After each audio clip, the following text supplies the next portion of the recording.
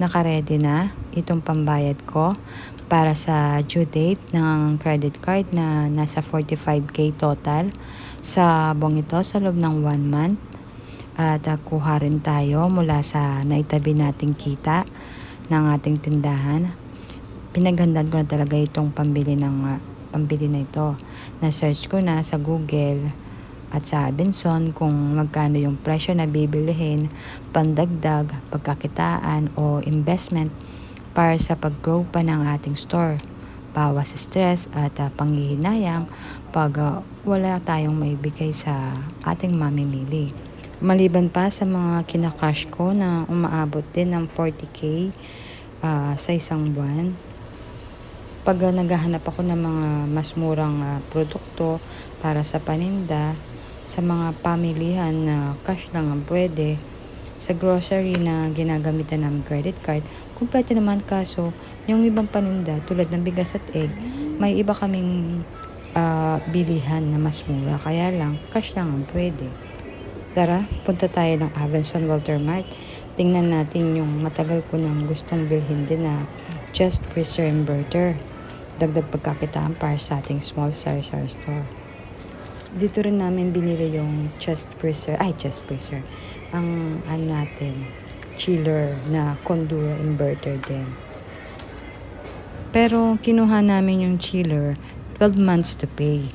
28,000 lang sana siya kung cash siyang babayaran nung time na kinuha namin. Kinuha namin siyang 12 months, tapos 3 months na wala munang hulog at walang down. After 3 months, start na yung hulog namin ng 2,704 monthly. Papatak siya ng 32,448. Ganon. Ngayon, ang plano namin, ang bibilhin namin freezer, ika-cash mula dun sa naitabi kong kita ng store. Ang nangyari, dun sa ibabaw ng freezer, nakasulat na for cash, straight credit card only. Ano ibig sabihin ito? Dali, sabi ko dun sa salesman, sabi naman niya, pwede mo siya installment for 3 months only na walang interest. Same price ng cash.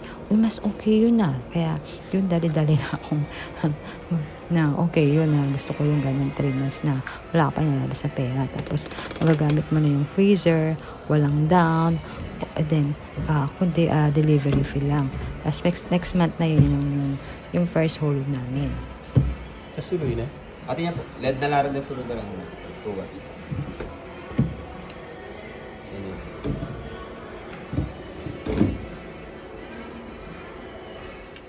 Ito yung model unit ng Condura chest freezer na kinuha namin. Ito warning, bawal anuhan ng mga matatalim na bagay.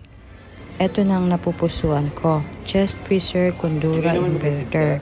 Pinagpilian ko lang yung size niya, 8.8 or 8 cubic feet.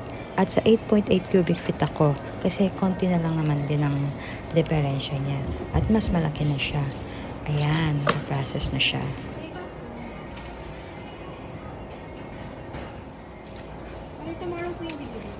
Okay, thank you. Ayan, bukas na siya i-deliver. Wait na lang natin siya bukas. Ayan, uwi na tayo. Ayan na, tomorrow na. Umaga na pala, ayan na siya. Pero, hapon na siya dumating.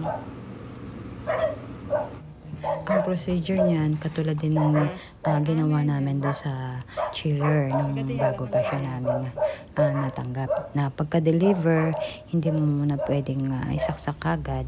So, bali, hapon na rin yan siya na deliver eh. Tapos, bali, kinabukasan na namin siya isinaksak. Kumbaga, mahaba-habang oras siya na napahinga din. Ayan. Dapat mga at least 6 hours pwede nang isaksak. Tapos ganun din doon sa tulad ng unang mating ref. Huwag mo muna siyang lalagyan ng or loloadan. Lalagyan ng laman. Ayan, sila na ang nag-unbox. Kasi para ma-check na rin nila kung may defecto, may pipi, may basag, or may gas-gas, para ma-check na rin nila na dineliver nila maayos. Natanong ko din sa delivery man na kung ano, kung okay lang yung distansya ng layo ng freezer at ng chiller namin kasi ayon doon sa salesman kasi bawal na din daw na magdikit. Kung tinanong ko kung okay lang ba yung ganito ka yung distansya niya na hindi ba to delikado sa kanilang kalagayan. Sabi naman nila okay naman daw niya at malayo-layo naman ng konti basta wag lang magdidikit kasi 8.8. Atin ni 8.8 na. Okay lang siya nakadikit siya yan dito. Okay lang siya na nakaposta siya dito. Hindi po, hindi naman ganun titigil. Nag-isa daw. Ay, ito pa lang kay. kinabukasan na ng mister ko na naisaksak yan para siguradong nakapagpahinga talaga siya.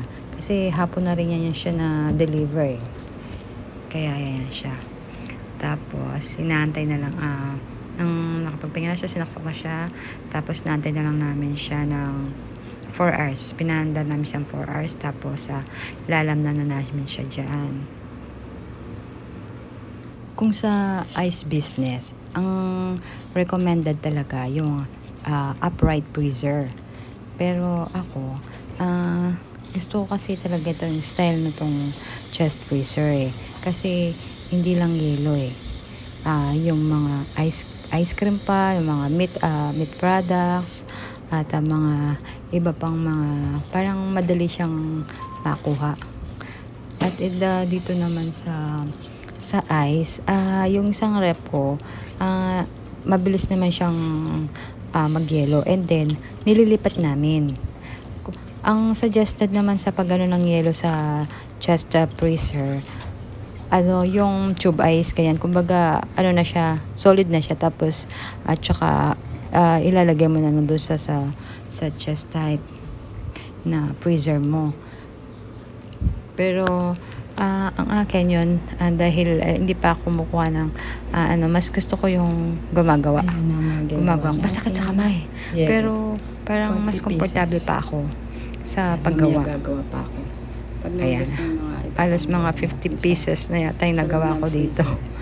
Tapos, ayan.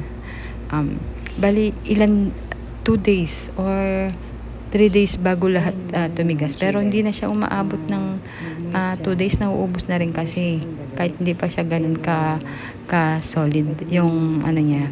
Ay, may tubig-tubig talaga siya. Kalahati pa siya. Tapos mawawala din yan. Mamaya-maya matutuyo din yan. Yan, ganyan. And then, yun natin yung mga nagawa kong yelo. Yung mga nagawa kong yelo, yan. May tubig.